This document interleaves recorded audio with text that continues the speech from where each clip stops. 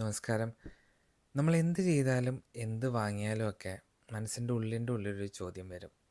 നാട്ടുകാരെന്ത് വിചാരിക്കും? ഇത് നിങ്ങൾക്ക് മാത്രം വരുന്ന ഒരു അനുഭവമല്ല. കേരളത്തിൽ ഭൂരിഭാഗം ആൾക്കാർക്കും പൊതുവേ വരുന്ന ഒരു ചോദ്യമാണിത്. നമ്മളൊരു പുതിയ കാറ് മേടിക്കുകയായിക്കോട്ടെ, ഒരു പുതിയ ജോലിക്ക് കയറുന്നതിന് മുന്നേ, അല്ലെങ്കിൽ ഈവൻ ഒരു പുതിയ ഷർട്ട് മേടിച്ച് പുറത്തേക്ക് ഇറങ്ങുന്നതിന് മുന്നേ ഒക്കെ നമ്മുടെ മനസ്സിൽ വരുന്ന ഒരു ചോദ്യമാണിത്. നാട്ടുകാരെന്ത് വിചാരിക്കും? പക്ഷെ ഇത് നിങ്ങളുടെ നാട്ടുകാരും അയൽക്കാരും അത്ര മോശമായതുകൊണ്ടോ അല്ലെങ്കിൽ മലയാളികൾ ഇത്ര മോശമായതുകൊണ്ടോ ഒന്നുമല്ല. ഇത് ഈ ലോകത്ത് എല്ലായിടത്തും നടക്കുന്ന ഒരു കോമൺ ഫിനോമിനനാണ്. ഇത് പല അളവിലും വെസ്റ്റിലും ഈസ്റ്റിലും ഇന്ത്യയിലും കേരളത്തിലും ഒക്കെ ഉള്ളൊരു കാര്യമാണ്. അപ്പം ഇതിനെക്കുറിച്ച് പല ഫിലോസഫേഴ്സും പറയുകയുണ്ടായിട്ടുണ്ട്. അല്ലെങ്കിൽ ഇതെങ്ങനെ ഈ ഒരു പേടി എങ്ങനെ ഓവർകം ചെയ്യാമെന്നും പറഞ്ഞിട്ടുണ്ട്. അപ്പം അതിനെക്കുറിച്ചൊക്കെയാണ് ഞാൻ ഈ വീഡിയോയിൽ പറയാൻ പോകുന്നത്. അതിന് മുന്നേ ഒരു ചോദ്യം. നിങ്ങൾ നാട്ടുകാരെന്ത് വിചാരിക്കും, നാട്ടുകാരെന്ത് പറയും എന്നുള്ള ഒരു തോട്ട് പ്രോസസ്സിലാണ് എപ്പോഴും ജീവിക്കുന്നത് എന്നുണ്ടെങ്കിൽ ആക്ച്വലി നിങ്ങളുടെ ജീവിതം നിങ്ങളാണോ കൺട്രോൾ ചെയ്യുന്നത് അതോ നാട്ടുകാരാണോ? ഈ ഒരു ചോദ്യത്തിന് ഉത്തരം നിങ്ങൾക്ക് ഉണ്ടാവുമെന്ന് വിചാരിക്കുന്ന ഈ വീഡിയോ കണ്ട് കഴിയുമ്പോഴത്തേക്കും. ഒരു ഫ്രഞ്ച് ഫിലോസഫർ ഉണ്ട്, ഷോൺ പോൾ സാത്ര എന്ന് പറയുന്ന ആളുടെ ദ ലുക്ക് എന്ന് പറയുന്ന ഒരു കോൺസെപ്റ്റ് ഉണ്ട്. അതിലാൾ പറയുന്നത്, നമ്മൾ എപ്പോഴെങ്കിലും വേറൊരാൾ നമ്മൾ നോക്കുന്നുണ്ട് എന്ന് മനസ്സിലായാൽ നമ്മളൊരു അല്ലാതെയായി മാറും, നമ്മളൊരു ഒബ്ജക്റ്റ് മാത്രമായി മാറും എന്നാണ് ആൾ പറയുന്നത്. ആൾ ഉദ്ദേശിക്കുന്നത് എന്താണെന്ന് വെച്ചാൽ, എപ്പോഴെങ്കിലും വേറെ ആൾക്കാർ നമ്മളെ ശ്രദ്ധിക്കുന്നു എന്ന് നമുക്ക് തോന്നിയാൽ നമ്മുടെ നാച്ചുറൽ ഒരു ക്യാരക്ടറിസ്റ്റിക് ഉണ്ടാവും, അതിൽ നിന്ന് വിട്ട് നമ്മൾ പെരുമാറാൻ തുടങ്ങും. ഫോർ എക്സാമ്പിൾ പറയുകയാണെങ്കിൽ, നിങ്ങളിപ്പോൾ ഒരു റോഡ് സൈഡ് ചായക്കടയിൽ നിന്ന് ചായ കുടിച്ചുകൊണ്ടിരിക്കുകയാണ്. അപ്പോൾ വേറൊരാൾ നമ്മളെ ശ്രദ്ധിക്കുന്നുണ്ട് അല്ലെങ്കിൽ നോക്കുന്നുണ്ട് എന്ന് നിങ്ങൾക്ക് തോന്നി തുടങ്ങിയാൽ ചിലപ്പോൾ നിങ്ങൾ പതുക്കെ മുടിയൊക്കെ ഒന്ന് സെറ്റാക്കി തുടങ്ങും, അല്ലെങ്കിൽ ഡ്രസ്സൊക്കെ ഒന്ന് നേരെയാക്കും.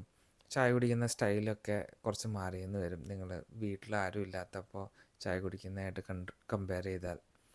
അപ്പോൾ ഇതാണ് ജോൺ പോൾ സാത്ര പറയുന്ന ദ ലുക്ക് എന്ന് പറയുന്ന കോൺസെപ്റ്റ്. അപ്പോൾ മിക്കപ്പോഴും നമ്മൾ നിരീക്ഷണത്തിലാണെന്ന് വിചാരിച്ച് നമ്മുടെ ട്രൂ ക്യാരക്ടറിസ്റ്റിക്സ് അല്ല പുറത്ത് കാണിക്കാറുള്ളത്. അപ്പോൾ ഇതിനുള്ളൊരു സൊല്യൂഷൻ എന്ന് പറയുന്ന സ്റ്റോയിസിസം എന്ന് പറയുന്ന ഫിലോസഫിയിലൂടെ നമുക്ക് നോക്കാം. അപ്പോൾ ഈ ഒരു ഫിലോസഫി പറയുന്നത്, നമ്മളെ ഹേർട്ട് ചെയ്യുന്നത് പലപ്പോഴും നടന്ന സംഭവങ്ങളല്ല, പക്ഷേ നടന്ന സംഭവങ്ങളെക്കുറിച്ചുള്ള നമ്മുടെ കാഴ്ചപ്പാടുകളാണ് എന്നാണ്.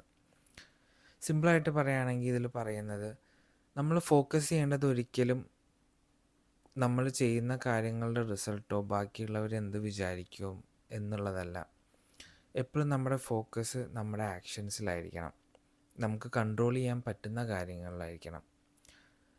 അപ്പോൾ നിങ്ങൾ എന്ത് ചെയ്താലും എങ്ങനെ ചെയ്താലും പലപ്പോഴും നെഗറ്റീവായിട്ടുള്ള കമൻസും ഇതൊക്കെ കേൾക്കേണ്ടി വരും.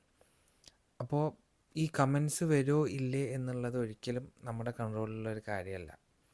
പക്ഷെ നമുക്ക് എപ്പോഴും കൺട്രോൾ ചെയ്യാൻ പറ്റുന്ന കാര്യങ്ങൾ നമ്മുടെ ഓൺ തോട്ട്സും നമ്മുടെ ഓൺ ആക്ഷൻസുമാണ്. അപ്പോൾ നിങ്ങളുടേതായ ചില വാല്യൂസും പ്രിൻസിപ്പിൾസും ഉണ്ടാവും. അപ്പോൾ അതനുസരിച്ച് കാര്യങ്ങൾ ചെയ്യുക. അതിനെക്കുറിച്ചുള്ള ബാക്കിയുള്ളവരുടെ വിചാരങ്ങളും വർത്തമാനങ്ങളും ഒന്നും നമ്മൾ കോൺസെൻട്രേറ്റ് ചെയ്യേണ്ട കാര്യമല്ല. പിന്നുള്ളൊരു കാര്യം എന്ന് വെച്ചാൽ, ഈ നാട്ടുകാരും അയൽക്കാരും ഒക്കെ അവരുടേതായ ഒരു ജയിലിൻ്റെ ഉള്ളിൽ തന്നെയാണ് നിൽക്കുന്നത്. അവരും ഇതേപോലെ തന്നെ നാട്ടുകാരെന്ത് വിചാരിക്കും എന്നുള്ളത് ആലോചിച്ച് കൺസ്യൂംഡായിട്ടിരിക്കുകയായിരിക്കും. ശരിക്കും പറഞ്ഞാൽ ഈ ഒരു ജയിൽ ഒരു തുറന്ന വാതിലുള്ള ഒരു ജയിൽ പോലെയാണ്. വേണമെങ്കിൽ നമുക്കതിൽ നിന്ന് ഇറങ്ങിപ്പോവാം.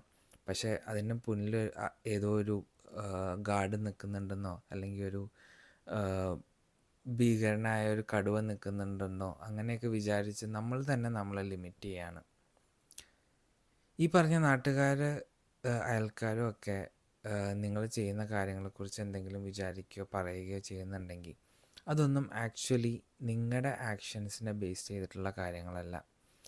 അവരുടെ ഉള്ളിൽ തന്നെ കുറേ മുൻവിധികളും അവർ ജീവിക്കുന്ന രീതികളും ഒക്കെ കാരണം അവർ തന്നെ ലിമിറ്റ് ചെയ്യുന്ന കുറേ കാര്യങ്ങളുണ്ട്. അതാണ് പുറത്തേക്ക് വരുന്നത് നിങ്ങളെക്കുറിച്ച് ഈ കമൻസും തോട്ട്സും ഒക്കെ ഉണ്ടാവുമ്പോൾ. അപ്പോൾ അതൊന്നും നിങ്ങൾ ഫോക്കസ് ചെയ്യേണ്ട ഒരു കാര്യമല്ല. നാട്ടുകാരെന്ത് പറയും എന്നുള്ള ഈ പേടി മാറിയാൽ മാത്രമാണ് നമുക്ക് നമ്മുടെ ട്രൂ ക്യാരക്ടറിൽ ജീവിക്കാൻ പറ്റുള്ളൂ.